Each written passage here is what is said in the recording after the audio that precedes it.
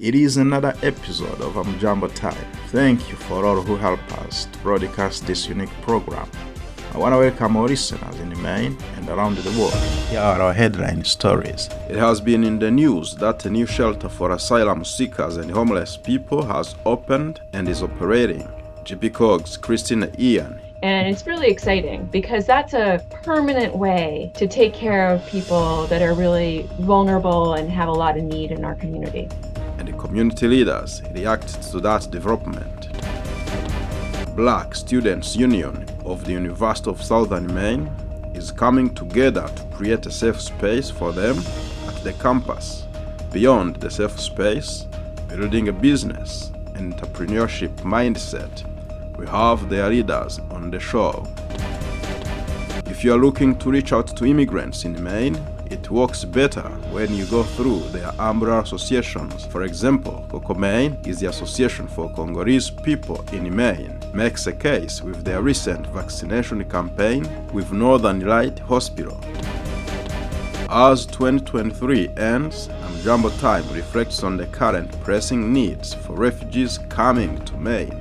Our guest is Inza Watara of Catholic Charities of Maine.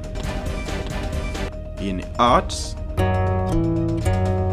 The Tales of Bells and Drums is a show that aims to entertain Mainers during the holiday season, in this case 2 days before we all usher in the new year. We have them on the show. It has been a tearful 2 past weeks for Mainers who knew and mourned for Rado Radoka. We have memories in this show. Details after the break. Ja Hakuzimana, your host, welcome again to the show. And here we dive into details. It has been in the news that a new shelter for asylum seekers has opened and is operating. 208 beds will be in use to host asylum seekers and homeless people. Meals and day space will be given, and also medical care will be available to residents. We spoke with Christina Ian, the executive director of the Greater Poland Council of Governments. Christina welcomes the development, but the housing gap is still alarming. What we've been involved in directly in terms of a project is we were the financial pass-through for a grant from Maine Housing to help set up a new shelter. It just opened last week. It's the Riverside, it's at 166 Riverside, and it has 178 new beds. That it's temporary shelter. And it's really geared towards single men and women who've been seeking asylum. So a lot of people last week moved from the Homeless Services Center to 166 Riverside. I think we had, within the first day, 120 people had moved from that one shelter to this new one. And that's going to make room for some of the folks that we see on the street right now that may have mental health issues or drug addiction issues to move into the Homeless Services Center. It has a lot more wraparound services that are more needed by that population. An infrastructure like this, how does it cost so that we can be scared to have more, or we can fundraise to have more? Well, we've been really lucky in the last couple years. The state, including Janet Mills, the governor, and the legislature, has decided to make a big investment in helping people who have been experiencing homelessness. And so the Riverside shelter costs $4.5 million about, and that's to build it. There'll be additional operational costs, and I'm not sure exactly what they are, but the Maine Immigrant Rights Coalition is actually the contractor to Developers Collaborative, who built the shelter, and I think the city, to actually help deliver services and food and take care of the needs of the people that will be staying in 166 Riverside. So, and the costs differ depending on the housing solution. One of the things that the state has invested in is housing first. And that's a model of supportive housing, meaning that there are wraparound services for people that are living in individual housing units, so individual apartments mostly. And there's a new one that Avesta, which is an affordable housing developer, and Preble Street, which has been providing a lot of services to people experiencing homelessness. There's a new one that's going to be built right at where the Oxford Street shelter has been. And it's really exciting because that's a permanent way to take care of people that are really vulnerable and have a lot of need in our community. Very different population than asylum seekers, though, Jean. That's true. We've been seeing the camping around the town, and that's alarming. And do you think it's going to be easy to bring them in the housing? Is it an issue of not wanting to go into shelter, or it's also a choice sometimes to behave or to become a homeless, or to stay or to refuse to abide by the policies sometimes on that side? I don't know how easy it will be to convince people to leave the encampments and move to shelters. Yeah, I think it's not easy. The city has a outreach team that's been working directly with people that are camping, working with them to help them become more comfortable with what their experience would be like if they moved indoors. As the winter becomes colder, as the weather becomes more difficult, I think it's important to get as many people inside as possible because they'll be safer. And we've seen just in the last couple of weeks some real tragedies of the propane tanks or something else causing fires in some of the tents and causing people to die. So, I think the city of Portland has got a great team where it's trying to work with people to help them understand that being inside will be safe and warm, and they'll have food. And I've got my fingers crossed that we'll be able to have see more people moving inside the Homeless Services Center, especially now that the 166 Riverside is open, because there are many more beds that are now available for people to move inside should they choose to. And what the community says about the new shelter? Maridoshe Mbongi is the president of the Congolese community of Maine. He has been at the forefront of helping many asylum seekers. He welcomes the news. Well, it is a very good information, learning that there is a new facility opened to help those in need to find the shelters. And mainly that one is for asylum seekers.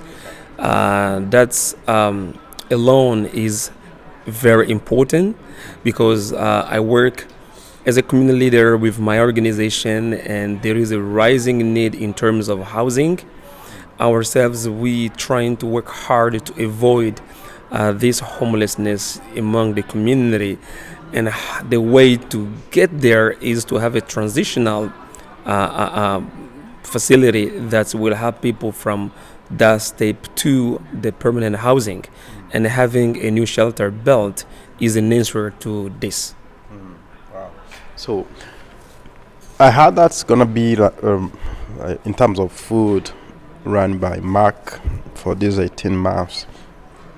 Are you going to be involved in terms of food provision or subcontracting in any way? Do you have any clue?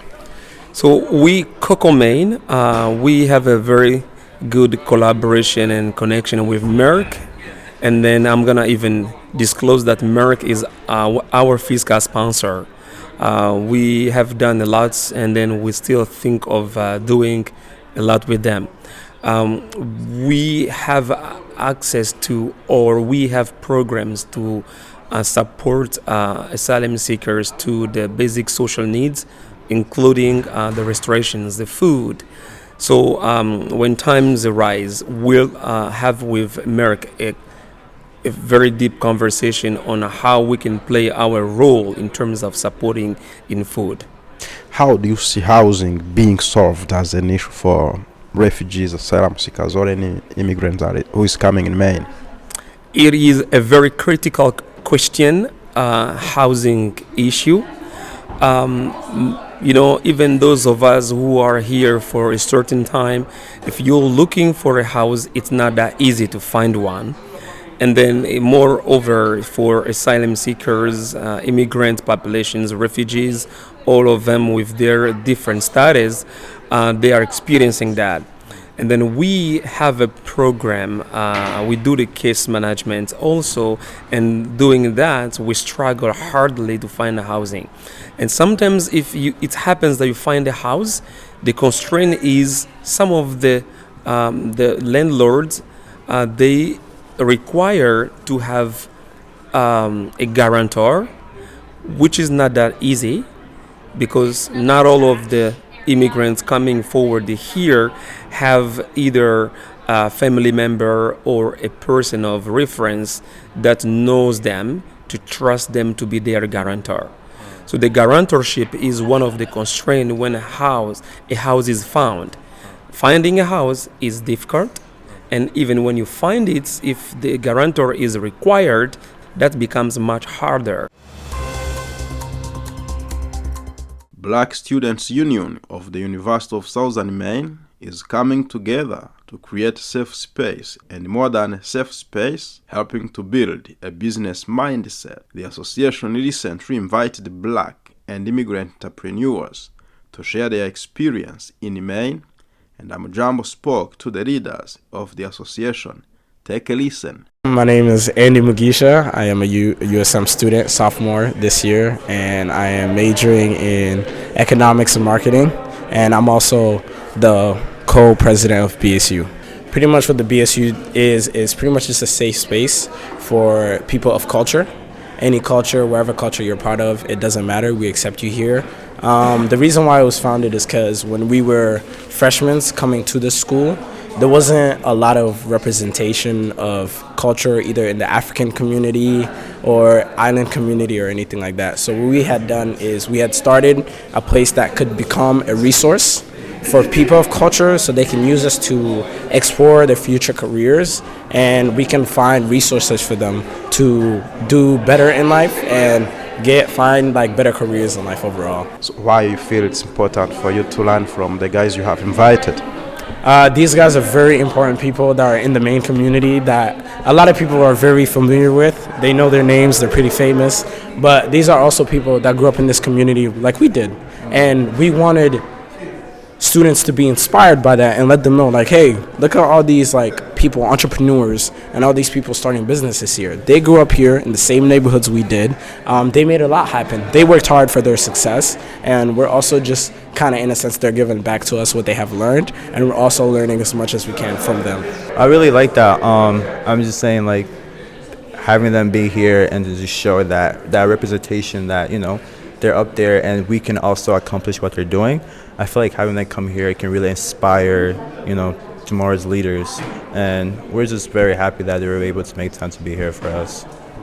Do you feel that what you are learning from the campuses, the syllabus and everything, is it inspiring you to start business or to go for resume application for jobs and everything? Now, I would say it would be more on the inspiring end. Seeing these people is like seeing a reflection of yourself in the mirror, because there are so many possibilities of what things you can do and what things you can become. So in that sense, it's inspiring because it lets you know that you're not limited to what society is kind of forcing you to become. You can become way more. So for somebody that could be a little more closed-minded, let me get a safe job, let me make sure my family's taken care of, no, you can take that risk, start up that business, work hard. Obviously it's going to be hard in the start, but you can make it happen, just like all these counterparts and people that are associated with you look like you have done. So, and even these people can become links to a big chain where it all unites us as a community. If you are looking to reach out to immigrant communities, using their umbrella association would work well. A recent vaccination campaign with Northern Rice Hospital happened at the office of Congolese community in Maine. The president of Coco Maine sees this as an important example of one role community associations can play. I believe the community organizations, which are called community-based organizations, or ECBOs, ethnic community-based organizations, and the community leaders, because philosophically, our populations, what they look at their leaders first, and then they look at the organizations. We are the gateway or the bridge. I want to ensure to the providers that if they use us as the gateway or the bridge to reach out to the populations that we serve or we represent, their programs and their actions will be much more effective, because by culture, our people listen to us. It is just by nature. That has nothing to do with other things. It is like if you identify yourself with our leader, and if we have a good leader who knows what the community needs and informs at first place, that's create a sort of a mechanism that creates a bond towards communication, and then it eases the way that people understand the need. Community leaders are important in reach out to the people and telling them what is needed on the other hand, which are providers, and then providers will be very satisfied in a way that they can reach directly people through us. So you are like the trusted person in between. Of course, yes. Because, for example, I'm going to speak for our organization. Before you become a community leader in our organization, you have to be elected by the people. Why the people will elect you? It's because they think or they believe that you understand their needs, and their needs should be identified by the organization. That becomes part of the mission of the organization, with the vision of having all those people be integrated within the community at large. Now, this is a very momentum that help our community members feel like we have someone that can talk on our behalf. Remember one thing, the communication here is not only the language, but it is also ability to understand the society where we are. Now, not everybody understands, but the leader has to understand in order to bring it out there. Yeah. For example, you can say that you represent how many people? My community, it is very hard to say the exact number, but I can tell you we are more than 7,000 people here in Maine, and then only the period of March this year until today in December, those who have visited our office physically are about 1,237. Looking for different information, services, and so forth. Not that we have everything they are looking for, but we also do the connection. We connect them with the resources they need if we cannot provide that. And you recently had a vaccination campaign in your office. Can you tell us a little bit on that? Oh, that vaccination campaign, that clinic was very highly appreciated by our community members and even the providers themselves. I, as a community leader, I'm very delighted because we saw a combination of the will from the community members and the availability from the providers as being as a gateway where the operation took place. We've seen that bond. So our community members, they are willing to partake the clinic. They were very happy, and they were also surprised that we could have that in our office. And many of them demanded that we should keep on having that, because the hospital setting gives another definition to others, but when it's in the local or like our office, people take it like a regular, something like, oh yeah, it is like just, it's kind of dilute the perception that people have, like if I go to the hospital, I have to go to the hospital only if I am sick. This is what mainly people from our environment have in mind. So it was easier for them to come to the office rather than to go to the hospital to get the shot. Very easy, very easy. There was no hesitation. For those we've reached out to, there was no hesitation. It was like, oh, in our office, I'll be there. Sometimes it was like a little bit funny. Oh, I'm gonna get vaccinated in our office. Wow, okay, I gotta be there. That created sort of curiosity. At the end of the year, it is important to reflect on the pressing needs of refugees coming to Maine. Our guest is Inza Watara, Maine State Refugee Coordinator. So right now, the pressing need for refugees, like everybody knows, is housing. Housing is the biggest need everywhere, nationwide today. So, but our refugee resettlement agencies are doing great job. If you were here earlier, you would have heard from them. Most of them have all their clients housed, right? And also, there was somebody that was speaking about housing today from Avesta who came and explained to us how to access housing easily for refugees. So that's why the pressing theme today is housing, and we had Avesta Housing coming to talk to us. And we also have our housing coordinator speak to the group today to explain to them what is going on in the housing market for refugees.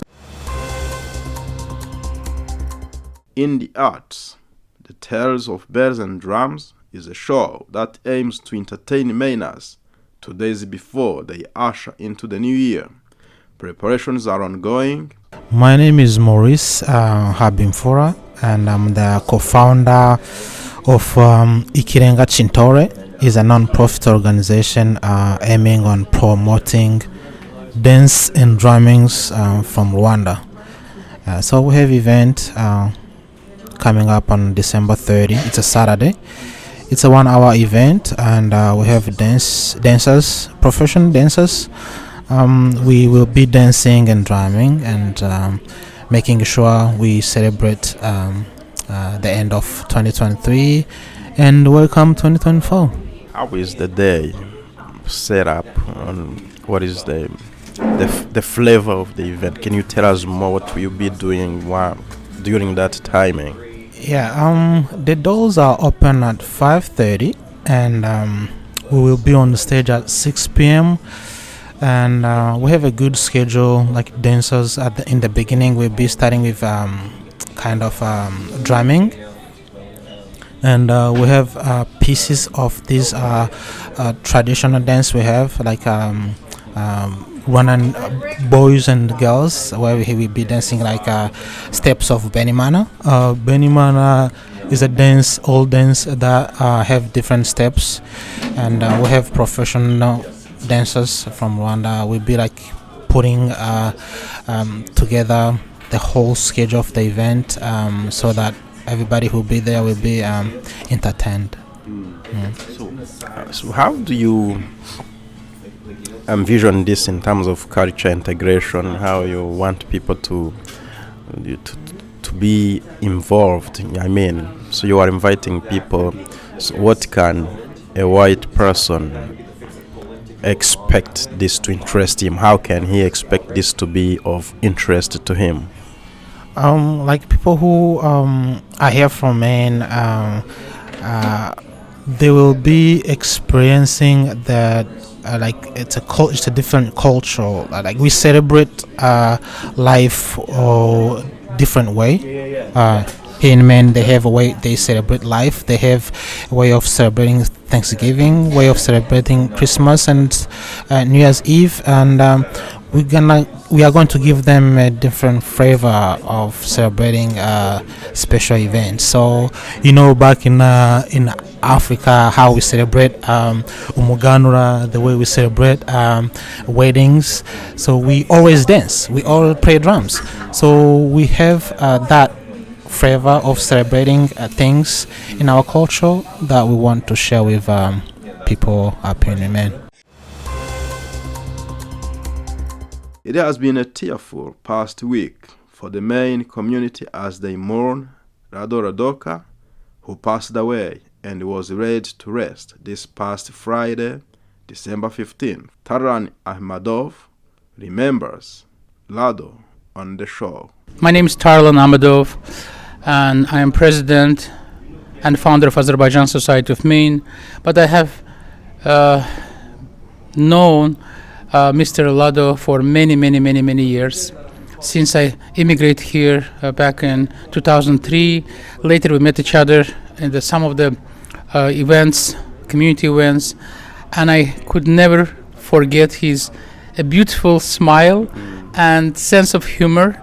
The news has shocked all of us in our community. It cannot be easy to recover. He was a trailblazer. He was the person who was shaking everything, and his energy was so toxic. He was taking care of many things in the community in terms of the housing, a lot of initiatives. He was always so much full of ideas, love to other people, kindness, and his vision was always like very important for many of us. I have been spending few times sitting with him for an hour or something or more or less, and we're discussing what we see and envisioning future of our communities. And when we cover the larger community as a community of immigrants in Maine, how integrate people, how we can support our youth and be careful and supportive to our or caring to our elders. So he was having always his great vision, and I am missing him as a great friend, as a great leader, as a great father, and hopefully in that world that he is now, he will be rest in peace, and we will always cherish his memory in our in our life, in our future will be good for his kids. Hopefully we all will be supporting them. So do you see his vision being carried forward? I believe it will be, yes. His passion for people, so he's been working a lot for building the community, and he left a great stuff after himself, so people will take over and they will continue. I believe this will be not forgotten. I'm so sorry again, and I have sincere condolences to the people of Sudan, to his own family, of course, to his kids and families from Sudan and where he came from, and also for the whole our community, the white people of color, African, everybody, because he was a part of our community. It doesn't matter where he came from, because we feel always supported and always united together. We are at the end of today's show, and with the entire team of Amjambo Africa, we wish you a happy new year. Amjambo Time is brought to you by Jacques Zimar. Have a great day.